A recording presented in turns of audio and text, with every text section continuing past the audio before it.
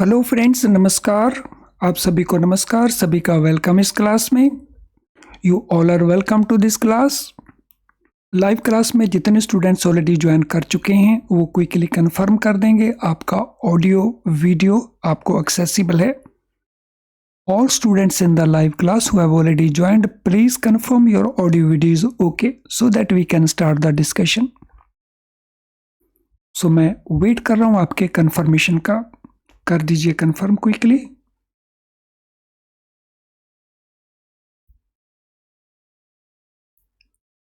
तो चलिए शुरू करते हैं आज का डिस्कशन। आज का हमारा डिस्कशन मॉड्यूल बी के चैप्टर 27 से रिलेटेड है, जो डॉक्यूमेंटेशन का चैप्टर है, एक इम्पॉर्टेंट चैप्टर है। तो इसमें हम कॉन्सेप्ट एंड क्वेश्चन दोनों को ही डिस्कस करेंगे। तो हमारी ये बेस बिल्डिंग क्लास है जिसमें आप कॉन्सेप्ट पहले अंडरस्टैंड करेंगे, फिर उससे रिलेटेड क्वेश्चंस के आप आंसर प्रोवाइड करेंगे।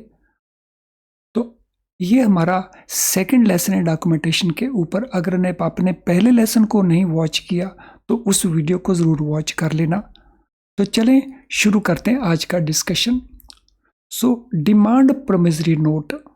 तो लास्ट सेशन में हमने नोट किया था डिफरेंट टाइप ऑफ डॉक्यूमेंट्स कौन कौन से हैं। तो जिसमें सबसे पहला था डिमांड प्रोमिसरी नोट्स, शॉर्ट में हम जिसको कहते हैं DPN। In cases where specific repayment period for loan is not mentioned, bankers opt for a demand promissory note. So demand promissory note bank किस स्टेज के ऊपर किस समय लेते हैं? अगर लोन का रीपेमेंट पीरियड स्पेसिफाई नहीं किया होता, तो जैसे टर्म लोन रहता है तो वहां पे स्पेसिफाइड रहता है, तो वहां पे हम DP नोट नहीं लेते। लेकिन कैश क्रेडिट में या ओवरड्राफ्ट में ये स्पेसिफाई नहीं होता, तो वहाँ पे हम डिमांड प्रोमिसरी नोट को ले लेते हैं। जितने भी ओवरड्राफ्ट सैंक्शन करेंगे तो we obtain demand promissory note. Demand loan जो स्पेसिफिक रीपेमेंट डेट के साथ रिलेटेड नहीं होते, तो there also we obtain demand promissory note. This note involves the borrower making a promise to repay the loan amount upon bank's demand along with agreed upon rate of interest। Demand promissory note के basis के ऊपर जो borer है वो क्या करता है, वो प्रॉमिस करता है बैंक को कि वो रीपे करेगा बैंक के लोन को जब भी बैंक उसको डिमांड करेगा अपॉन बैंक से डिमांड, और साथ में वो एग्रीड रेट ऑफ इंटरेस्ट भी पे करेगा। क्योंकि इसमें कोई स्पेसिफिक पीरियड नहीं है, तो जब भी बैंक डिमांड करेगा तो ये लोन रीपे करना होगा। टर्म लोन के अंदर पोजीशन डिफरेंट होती है। In case of term loan bank को डिमांड नहीं करना पड़ता, बिकॉज रीपेमेंट डेट EMI के थ्रू या अदरवाइज ऑलरेडी स्पेसिफाइड होती है। लेकिन डिमांड प्रोमिसरी नोट के बेसिस के ऊपर the bank has to demand the money, so bank को नोटिस देना होगा so that repayment is made। DP note must adhere to guidelines outlined in section 4 of Negotiable Instrument Act 1881। जो demand promissory note है इसका definition हमें कहाँ पे मिलता है? इसका डेफिनेशन हमें मिलता है सेक्शन 4 नेगोशिएबल इंस्ट्रूमेंट एक्ट में, क्योंकि डिमांड प्रोमिसरी नोट एक नेगोशिएबल इंस्ट्रूमेंट है। इसीलिए वो इंस्ट्रूमेंट कैसे बनाना है, उसकी रिक्वायरमेंट क्या है, तो वो सेक्शन 4 के अंदर स्पेसिफाइड है। तो we have to follow section 4 of negotiable instrument act. Its format may vary to suit different situations such as fixed or floating interest rate, single or joint borrower and other specific condition। इसकी requirement section 4 में specified है, लेकिन वहाँ पे इसका format specified नहीं है। और इसका फॉर्मेट जो है वो हम डिफरेंट सिचुएशंस के लिए वेरी कर सकते हैं।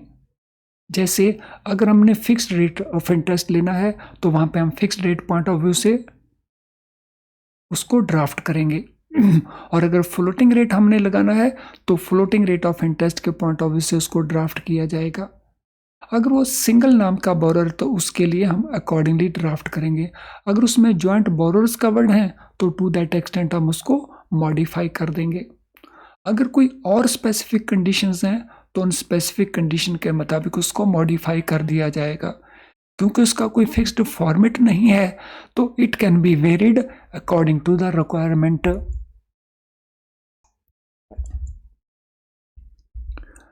DP note is subject to stamp duty payment according to Indian Stamp Act, and it is essential to ensure that DP note is properly filled and stamped before borrower signs it. तो DP note के ऊपर, demand promissory note के ऊपर हमें stamp duty pay करनी पड़ती है। और स्टैंप ड्यूटी का जो रेट है वो कहाँ पे स्पेसिफाइड है?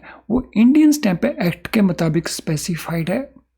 इंडियन स्टैंप एक्ट के मुताबिक डिमांड प्रोमिसरी नोट के ऊपर स्टैंप ड्यूटी का रेट कौन फिक्स करता है? सेंट्रल गवर्नमेंट फिक्स करती है, या स्टेट गवर्नमेंट फिक्स करता है, या डिस्ट्रिक्ट एडमिनिस्ट्रेशन फिक्स करता है, या कोर्ट फिक्स करते हैं? तो कौन फिक्स करता है? DP नोट का stamp duty rate under Indian stamp act तो ये फिक्स करती है सेंट्रल गवर्नमेंट, यानी थ्रू आउट द कंट्री एक जैसा रेट रहेगा। और DP नोट को हमने प्रॉपरली फिल करना है, ब्लैंक नहीं छोड़ना, और उसके ऊपर स्टैंप ड्यूटी हमने कब पे करनी है? Before it is signed by the borer. Borer के साइन करने से पहले उसके ऊपर स्टैंप ड्यूटी भी पे करनी है और उसको प्रॉपरली फिल भी करना है।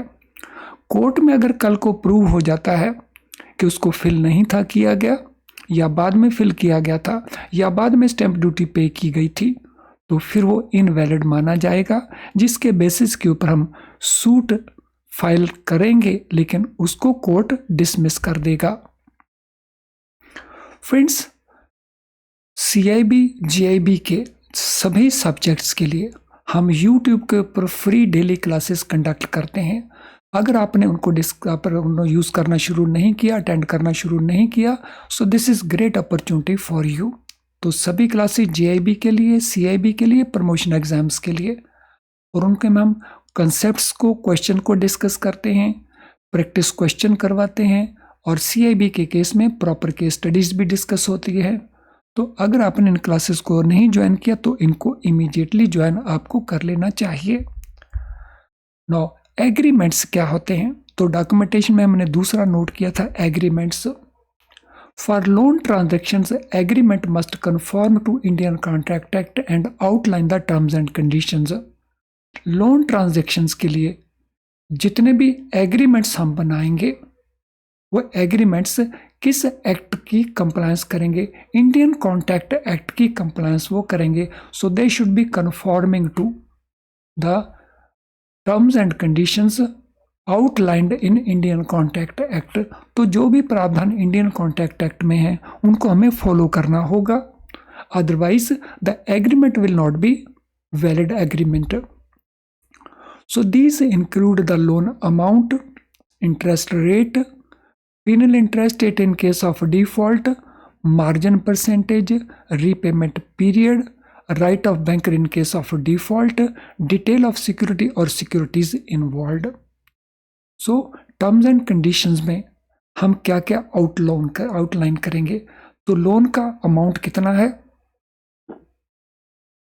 इंटरेस्ट रेट कितना होगा, इंटरेस्ट रेट फिक्स्ड होगा या फ्लोटिंग होगा, अगर रीपेमेंट में डिले किया जाता है तो एक्स्ट्रा इंटरेस्ट हम कितना चार्ज करेंगे, जिसको हम पीनल इंटरेस्ट कहते हैं, मार्जिन कितना लिया जाएगा ऑन द सिक्योरिटी जो लोन के लिए हम क्रिएट कर रहे हैं, रीपेमेंट पीरियड कितना रहेगा, कब शुरू होगा, EMI सिस्टम होगा या सिंगल पेमेंट्स होगी, अगर डिफ़ॉल्ट होता है तो बैंकर के राइट्स क्या होंगे, और सिक्योरिटी की डिटेल और क्या सिक्योरिटी है, ये सब कुछ हमने लोन एग्रीमेंट के अंदर इंक्लूड करना है as part of terms and conditions. Agreements attract stamp duty which varies from one state to another state under Indian stamp act. So जितने भी एग्रीमेंट हम बनाएंगे उन एग्रीमेंट्स के ऊपर हमें स्टैंप ड्यूटी पे करनी पड़ेगी according to Indian stamp act. लेकिन एग्रीमेंट्स के केस में स्टैंप ड्यूटी के रेट को कौन फिक्स करता है? स्टैंप ड्यूटी के रेट को फिक्स करती है स्टेट गवर्नमेंट। तो दिस मीन अगर ये डॉक्यूमेंट तमिलनाडु में एग्जीक्यूट हो रहा है तो स्टैंप ड्यूटी रेट डिफरेंट होगा, महाराष्ट्र में हो रहा है तो स्टैंप ड्यूटी रेट अलग होगा, यूपी बिहार के अंदर ये रेट अलग होगा। तो प्रॉमिसरी नोट में हमने नोट किया था कि वहाँ पे central government duty rate fix करती है, हेंस वहाँ पे ड्यूटी रेट सेम रहेगा throughout the country. Different forms of agreements are utilized based on the nature of credit facilities and lending arrangement. तो हमारे पास लोन एग्रीमेंट के different forms रहते हैं, तो उनको हम यूज़ करते हैं depending upon nature of credit facility या लैंडिंग अरेंजमेंट। तो जो टाइप ऑफ एग्रीमेंट कौन सा यूज़ किया जाएगा, तो ये भी डिफर करेगा, क्योंकि नेचर ऑफ फैसिलिटी कैसी है, लैंडिंग अरेंजमेंट क्या है, इसके ऊपर बेस्ड रहेगा वो। सो अगर नेचर ऑफ क्रेडिट फैसिलिटी हमारी टर्म लोन है तो एग्रीमेंट का फॉर्म डिफरेंट होगा। कैश क्रेडिट है तो एग्रीमेंट का फॉर्म डिफरेंट होगा। गारंटर साथ में इन्वॉल्व है तो फॉर्मेट अलग होंगे। So depending upon nature of credit facility and lending arrangement, term loan के लिए फॉर्म अलग होगा, कैश क्रेडिट के लिए फॉर्म अलग होगा, कंपनी के लिए फॉर्म अलग होगा, पार्टनरशिप के लिए फॉर्म अलग होगा। Some common type include pledge agreement, hypothecation agreement, term loan agreement, clean loan agreement, interest agreement, guarantee agreements. तो कुछ कॉमन टाइप के जो एग्रीमेंट्स हैं उनमें हम क्या क्या इंक्लूड कर सकते हैं, जैसे प्लेज एग्रीमेंट। तो अगर प्लेज फैसिलिटी है, जैसे हम देते हैं गोल्ड लोन, तो वहाँ पे हम प्लेज एग्रीमेंट लेंगे। हाइपोथिकेशन एग्रीमेंट हो सकता है, अगर हम व्हीकल लोन देते हैं तो एग्रीमेंट हम हाइपोथिकेशन कर लेंगे। टर्म लोन देते हैं तो वो टर्म लोन एग्रीमेंट की फॉर्म में होगा। तो it could be clean loan agreement also. अगर एक से ज़्यादा बैंक मिलकर के लोन देते हैं तो फिर हम इंटरेस्ट एग्रीमेंट लेते हैं। अगर गारंटर हमने लेना है तो गारंटी एग्रीमेंट लेते हैं, एंड सो ऑन। यानी ये कॉमन टाइप के एग्रीमेंट्स हैं जिनको बैंक्स ऑब्टेन करते हैं। Before signing the agreement, agreement is thoroughly checked to ensure that it is duly filled up and stamped. तो एग्रीमेंट को साइन करवाने से पहले, जैसे प्रॉमिसरी नोट को साइन करवाने से पहले हमने ये सुनिश्चित करना है कि उसको प्रॉपरली फिल किया जा चुका है, उसके ऊपर प्रॉपर स्टैंप ड्यूटी दी जा चुकी है, तो only then we get it signed. तो इसी प्रकार से एग्रीमेंट्स को भी थॉरोली चेक करना है, ब्लैंक्स नहीं छोड़ने, और उसको प्रॉपरली हमने फिल इन करना है, उसके ऊपर प्रॉपर स्टैंप ड्यूटी पे करनी है, और उसके बाद ही उसको साइन करवाना है, तो ताकि हमारा एग्रीमेंट वैलिड एग्रीमेंट बना रहे। अब हम बात करेंगे फॉर्म्स की।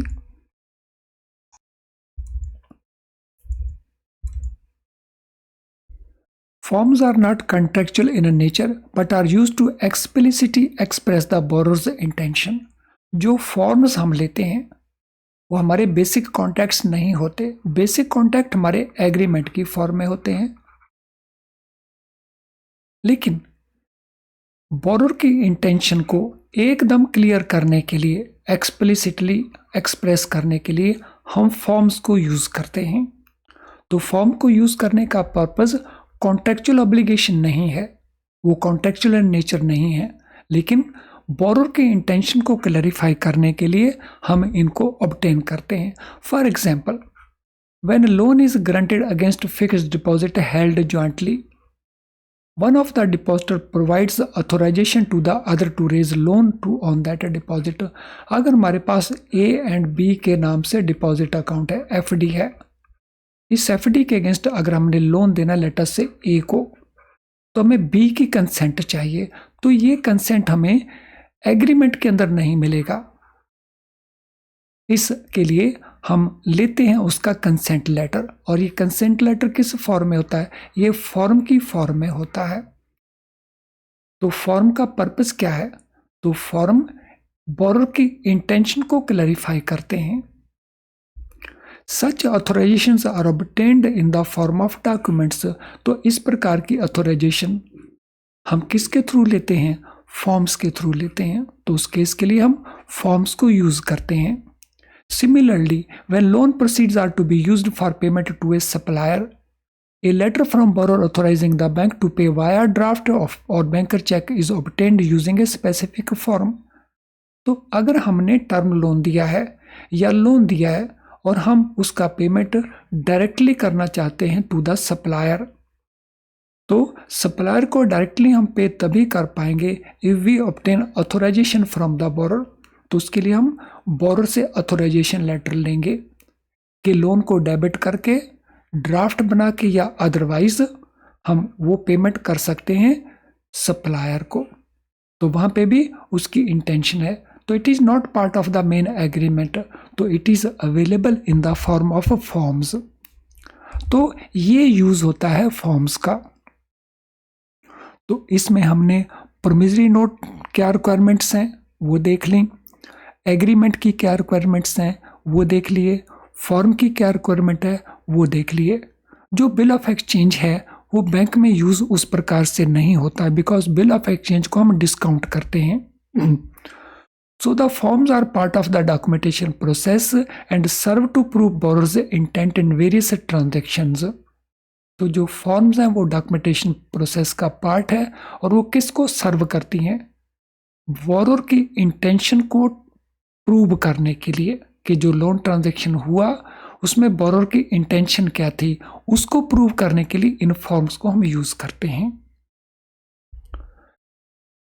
तो अब हम बात करेंगे इनके ऊपर बेस्ड कुछ क्वेश्चंस की। आई होप कि हमने कॉन्सेप्ट को अच्छे से अंडरस्टैंड कर लिया है। तो अब हम बात करेंगे क्वेश्चंस की। तो ये फर्स्ट क्वेश्चन हमारे सामने है, which of the following document involved borrower making a promise to repay the loan amount upon bank से डिमांड। तो कौन सा वो डॉक्यूमेंट है जिसमें इस प्रकार का प्रॉमिस किया जाता है by the borrower to repay the loan on bank demand.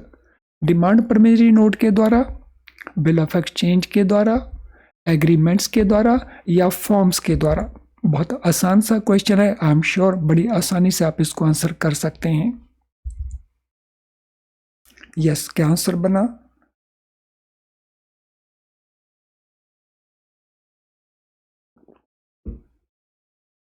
अब हम कॉन्सेप्ट को अच्छे से अंडरस्टैंड करते हैं and we can very easily see that it is a demand promissory note, यानी ऑप्शन ए हमारा ऑप्शन आंसर है। Let us see question number 2। What guidelines must demand promissory note adhere to. जो DP note हम लेंगे वो किन guidelines को adhere to करेगा, यानी कंप्लाई विद करेगा? इंडियन कॉन्ट्रैक्ट एक्ट को, इंडियन स्टैंप एक्ट को, नेगोशिएबल इंस्ट्रूमेंट एक्ट को या बैंकिंग रेगुलेशन एक्ट को? तो एक बार फिर से बहुत आसान सा क्वेश्चन है। आसान इस वजह से क्योंकि अब हम उसको अंडरस्टैंड करते हैं। अगर हम उसको अंडरस्टैंड ना करते, अगर कॉन्सेप्ट हमें पता ना होता तो फिर हमें कन्फ्यूजन होता, लेकिन अभी तो कोई कन्फ्यूजन नहीं होना चाहिए। So what shall be the answer for question number 2? तो हम किन गाइडलाइंस को फॉलो करते हैं जब भी हम डीपी नोट के साथ डील करते हैं? यस, आंसर बिल्कुल एकदम सही है। तो it is section 4 of negotiable instrument act, तो जहां पे डीपी नोट को डिफाइन किया हुआ है। चलिए क्वेश्चन नंबर 3 के ऊपर चलते हैं, लेकिन उससे पहले ये इंपॉर्टेंट इंफॉर्मेशन है। Friend, free live class, is it enough to pass the exam? No, it is not enough, क्योंकि हम इसको पूरे सिलेबस को कवर नहीं कर पाते because of the time limit constraint. लेकिन ये क्लास बहुत यूजफुल है आपके मार्क्स को इंक्रीज करने के लिए, इसीलिए इसको मिस मत करें। और पास होने के लिए आपको पूरे सिलेबस को ज़रूर कवर करना चाहिए। और उसको कवर करने के लिए अगर आप IIBF बुक्स को यूज़ कर रहे हैं तो ये बुक्स अच्छी हैं, लेकिन इसकी कई सारी लिमिटेशंस हैं जो स्टूडेंट्स हमें रिपोर्ट करते हैं। स्टूडेंट्स का कहना है these are difficult to understand. इनमें जो कुछ लिखा है, जैसे लिखा है, उसको अंडरस्टैंड करने में उनको डिफ़िकल्टी लगती है। एज ए रिज़ल्ट बार बार पढ़ते हैं, भूल जाते हैं और फिर lot of time they have to spend. और इन बुक्स के अंदर उनको स्टूडेंट को बहुत सारे क्वेश्चंस नहीं मिलते, ऐसा स्टूडेंट्स का कहना है। इससे वो प्रॉपर प्रैक्टिस नहीं कर पाते। तो अब इसका सॉल्यूशन क्या है? इसका सॉल्यूशन है हमारे best quality low priced video lessons. इन वीडियो लेसन में जब हम कॉन्सेप्ट को एक्सप्लेन करते हैं तो बहुत आसानी से आप कॉन्सेप्ट को अंडरस्टैंड कर लेते हैं और बहुत क्विकली अंडरस्टैंड कर लेते हैं, यानी आपकी ये दोनों डिफ़िकल्टी सॉल्व हो जाती हैं, जिसके चलते आप पूरे सिलेबस को कवर कर पाते हैं। हमारे क्वेश्चन बैंक में आपको मल्टीपल चॉइस क्वेश्चंस मिलेंगे बहुत सारे, तो जिससे आपकी प्रॉपर प्रैक्टिस हो जाएगी। अब ये सब कुछ अवेलेबल कहाँ पे है? So it is available in our website. तो हमारे वेबसाइट के कोर्स पेज में आप जा सकते हैं, तो वहाँ पे आपको ये सारी की सारी फैसिलिटीज़ अवेलेबल हो सकेंगी। तो वहीं पे आपको हमारी ऐप को डाउनलोड करने का अपॉर्चुनिटी भी मिल जाएगा। तो अभी तक अगर आपने इनको यूज़ नहीं किया तो you must think about that and अपने पास होने के जो चांसेस है उसको आप इम्प्रूव कर सकते हैं। अब हम चलते हैं क्वेश्चन नंबर 3 के ऊपर। Which type of agreement outlines the terms and conditions for loan transactions, including loan amount, interest rate, repayment period, etc. तो कौन सा टाइप का एग्रीमेंट जो है, जो टर्म्स एंड कंडीशंस को डिटेल में हमें बताया जाता है? तो ये प्लेज एग्रीमेंट्स हैं, ये हाइपोथिकेशन एग्रीमेंट्स हैं, ये टर्म लोन एग्रीमेंट्स हैं, ये गारंटी एग्रीमेंट्स हैं। तो which type of agreement outlines the terms and condition for loan transactions including loan amount, interest rate, repayment period, etc. तो ये सब कुछ किस में लिखा रहता है? Terms and condition for loan transaction including loan amount, interest rate, repayment period, etcetera. तो किस में लिखा रहता है? Question number 3। तो ये लिखा रहता है टर्म लोन एग्रीमेंट के अंदर, क्योंकि रीपेमेंट पीरियड सिर्फ इसी एग्रीमेंट में लिखा रहता है। तो बाकी एग्रीमेंट, प्लेज चार्ज क्रिएट करवाता है, hypothecation agreement hypothecation charge create करवाता है, गारंटी एग्रीमेंट गारंटर को बाइंड करता है, टर्म लोन एग्रीमेंट में ये सारी की सारी terms and conditions including repayment period लिखा रहता है। तो हमारा जो बेस्ट आंसर है, जो मोस्ट अप्रोप्रिएट आंसर हम कहेंगे, वो हमारा ऑप्शन आंसर सी बनेगा। Agreements for loan transaction attract stamp duty under which act? तो एग्रीमेंट्स के ऊपर हमें स्टैंप ड्यूटी पे करनी होती है, तो वो किस एक्ट में गाइडेड रहती है? इंडियन कॉन्ट्रैक्ट एक्ट में, बैंकिंग रेगुलेशन एक्ट में, इंडियन स्टैंप एक्ट में और नेगोशिएबल इंस्ट्रूमेंट एक्ट में। एक बार फिर से बहुत आसान सा क्वेश्चन है and I am very sure आप बड़ी आसानी से इसका आंसर प्रोवाइड कर सकते हो। तो कौन सा वो एक्ट है जिसमें स्टैंप ड्यूटी पे करने की रिक्वायरमेंट है? Very right, it is Indian stamp act. अब इससे रिलेटेड क्वेश्चन आप एक और कर सकते हैं। इंडियन स्टैंप एक्ट के मुताबिक स्टैंप ड्यूटी फिक्स करने की पावर किसके पास रहती है? सेंट्रल गवर्नमेंट के पास या स्टेट गवर्नमेंट के पास? सो अगर स्टैंप ड्यूटी हमने पे करनी है तो इंडियन स्टैंप एक्ट के मुताबिक इस ड्यूटी को कौन फिक्स करता है, सेंट्रल गवर्नमेंट या स्टेट गवर्नमेंट? तो क्या आंसर हमारा रहेगा? ये सप्ली क्वेश्चन है हमारा। तो स्टैंप ड्यूटी का रेट कौन फिक्स करेगा? सो दोनों ही फिक्स करेंगे। कुछ डॉक्यूमेंट्स के लिए सेंट्रल गवर्नमेंट और कुछ डॉक्यूमेंट के लिए स्टेट गवर्नमेंट। इसकी पूरी लिस्ट बनी हुई है एक्ट के अंदर।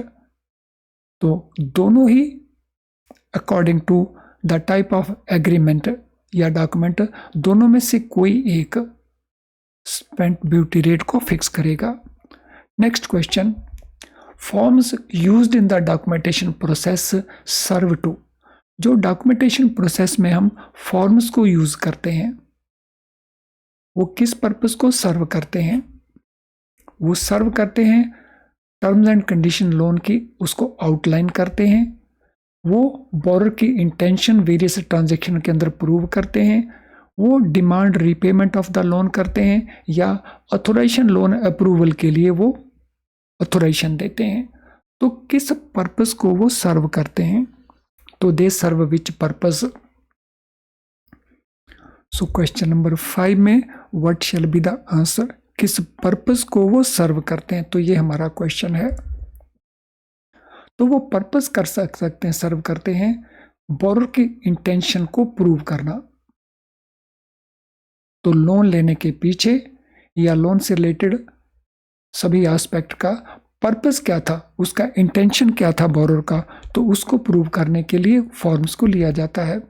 When demand promissory note typically used by the bankers, DP note typically bankers कब लेते हैं?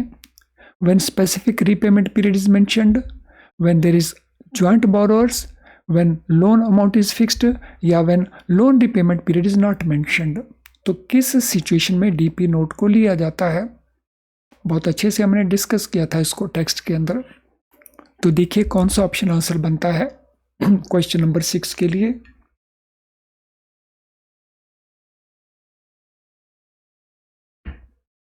आप अपनी सारी प्रिपरेशन अगर इस बेसिस के ऊपर करेंगे, इस तरह से करेंगे कि पहले आपने कॉन्सेप्ट को किया, फिर उससे रिलेटेड क्वेश्चंस को किया, तो फिर आपकी प्रिपरेशन बहुत अच्छी होती है, भूलते नहीं हैं, ज़रूरत आने पर आप आसानी से रिकॉल कर लेते हैं।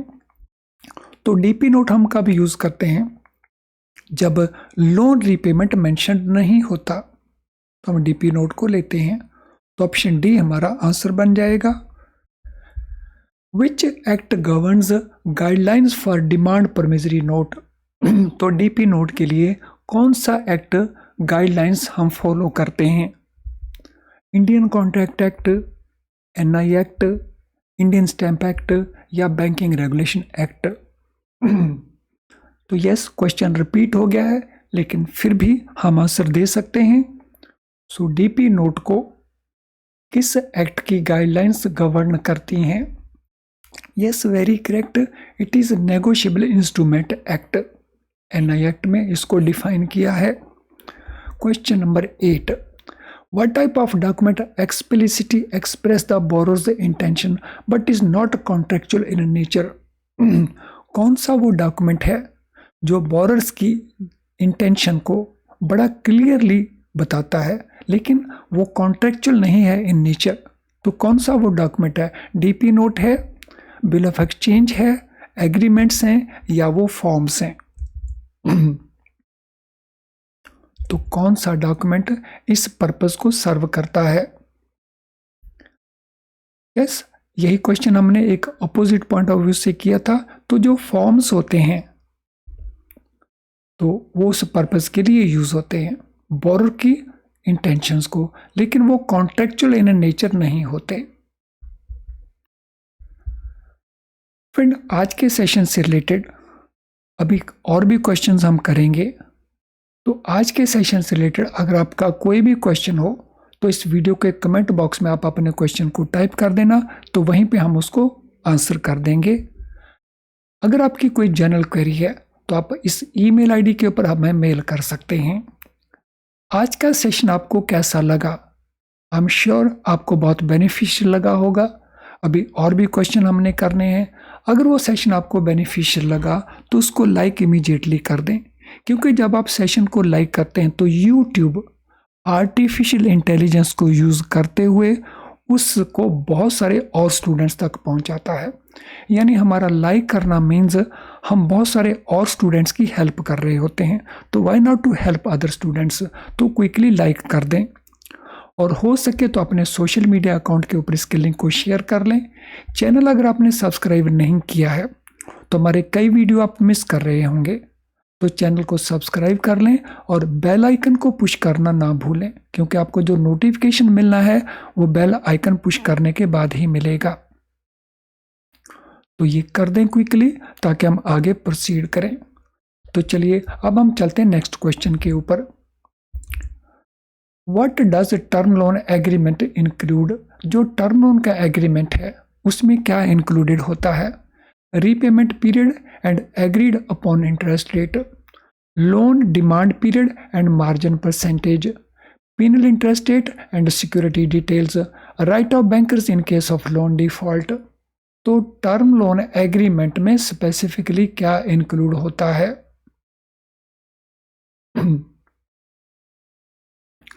So what does a term loan agreement include?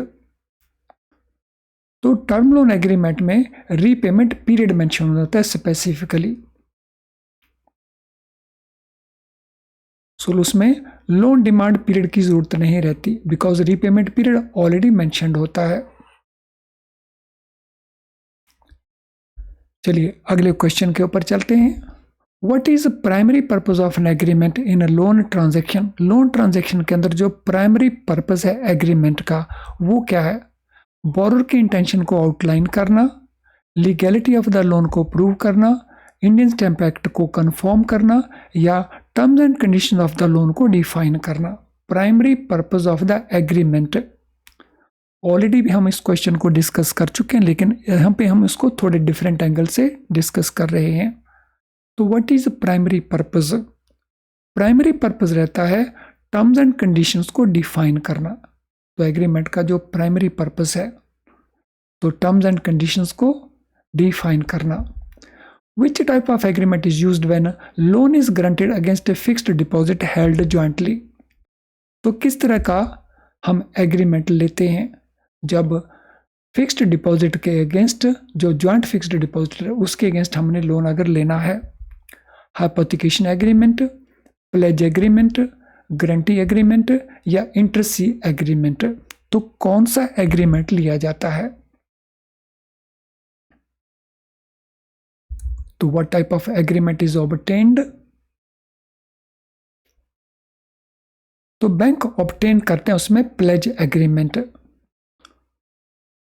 So pledge agreement is obtained whenever loan is given against fixed deposit held jointly. तो दिस इज ऑब्टेन्ड। तो चलिए फ्रेंड्स, हम इस प्रकार के और चीज़ों को डिस्कस करेंगे डॉक्यूमेंटेशन को लेकर के इन अदर लेसन्स। तो सभी लेसन्स को देखते रहिए और पूरा बेनिफिट इसको लें। डॉक्यूमेंटेशन का चैप्टर काफ़ी इंपॉर्टेंट चैप्टर है, सो इसलिए इसमें कुछ भी मिस मत करें। तो चलिए, थैंक यू फ्रेंड्स, हम अगले सेशन में और डिस्कशन करेंगे।